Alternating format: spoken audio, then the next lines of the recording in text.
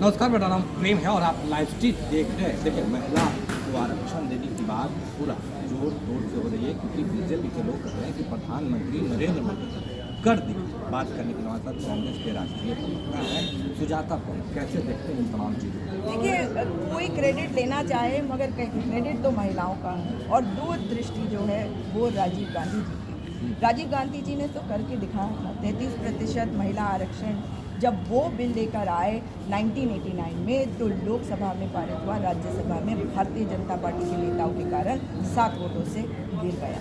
उसमें अटल बिहारी वाजपेयी जी, लाल कृष्ण आडवाणी जी, राम जेठमलानी जी और Jaswant Singh Bharatiya Janata party BJP के नेता थे जिन्होंने इसका विरोध किया, इसके विरोध में वोट डाला।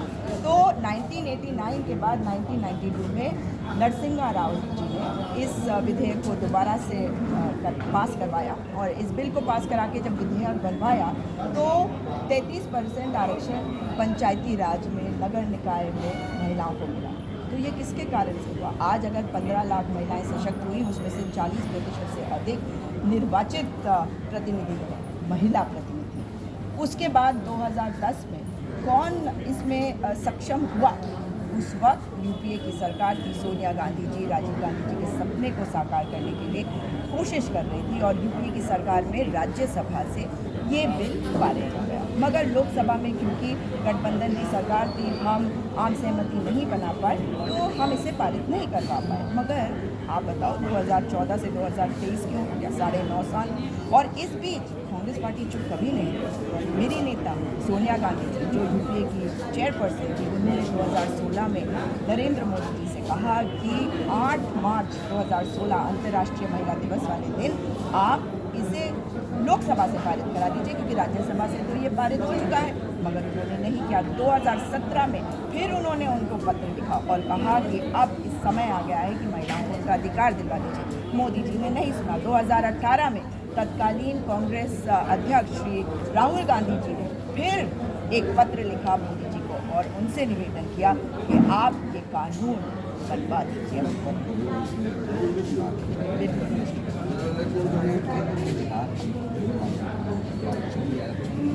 देखिए, जातिगत जनगणना एक तो ये नहीं कराने को तैयार है और ओबीसी वर्ग हमारे देश में कितना है ये कैसे पता चलेगा? तभी पता चलेगा जब जातिगत जनगणना होगी। और बिहार सरकार तो जातिगत जनगणना पूरी करवा चुकी है, माननीय उच्चतम न्यायालय के समक्ष ये बात बता चुकी है। लेकिन आप देखिए कि कैसे भारतीय जनता पार्टी जो है केंद्र में सरकार बनाए बैठी है और बार बार रोड़े अटका रही थी ताकि बिहार की जातिगत जनगणना पूरी ना हो सके, उसके जो आंकड़े हैं वो साझा ना हो सके। और वो इसलिए क्योंकि ये चाहते नहीं कि ओबीसी समाज में कितने लोग आते हैं उनका नाम सामने आए, उनके आंकड़े सामने आए। अगर आंकड़े सामने आ जाएंगे तो प्रधानमंत्री का चाल चरित्र चेहरा सामने आ जाएगा ना, क्योंकि प्रधानमंत्री तो खुद को ओबीसी समाज से बताते हैं। अगर वे ओबीसी समाज से हैं और अपने समुदाय का वो प्रतिनिधित्व करते हैं तो क्या समान जितना आपका पॉपुलेशन है, जितनी जनसंख्या, उसी के हिसाब से प्रतिनिधित्व नहीं होना चाहिए?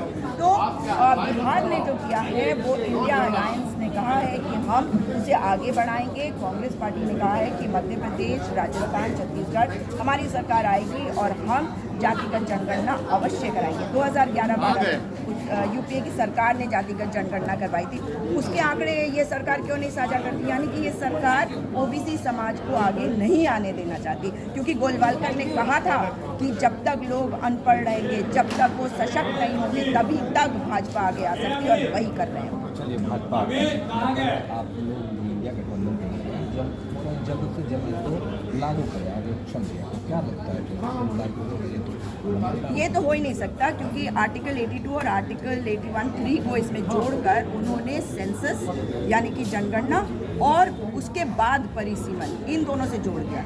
जब 2010 में अटल बिहारी वाजपेयी जी ने इसका समर्थन किया था, वो तो विपक्ष में थे, उन्होंने समर्थन किया था और उसमें ये बात नहीं थी। तो अब इसे जोड़ने का क्या मतलब है? अगर इसे जोड़ा गया है तो आर्टिकल 82 के हिसाब से जो जनगणना है वो 2026 के बाद वाली जनगणना पर परिसीमन किया जाएगा और तब ये लागू होगा। तो ये सरकार करना ही नहीं चाहती। यानी महिलाओं को कहीं ना कहीं एक तो दिखा दिया गया कि हम आपको आरक्षण दिए पर लंबा समय लंबा समय 2031 की जनगणना की बात कर रहे हैं ये भाई साहब।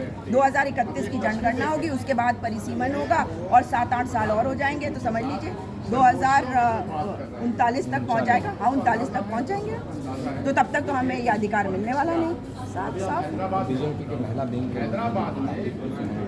अरे महिला विंग जो है भाजपा की ना, उन्हें पता ही नहीं कि क्या करना। अगर वो चरण चाटुकारिता नहीं करेंगी तो कैसे अपना स्थान पाएंगी? वहाँ तो नाम मात्र के लिए आप उनको लाते हैं। आप बताइए, मंदिर में कोई मूर्ति होती है तो प्राण प्रतिष्ठा करी जाती है। प्राण प्रतिष्ठा तो तभी होगी जब ये कानून लागू होगा और वहाँ पे 180 महिलाएं दिखेंगी लोकसभा के अंदर।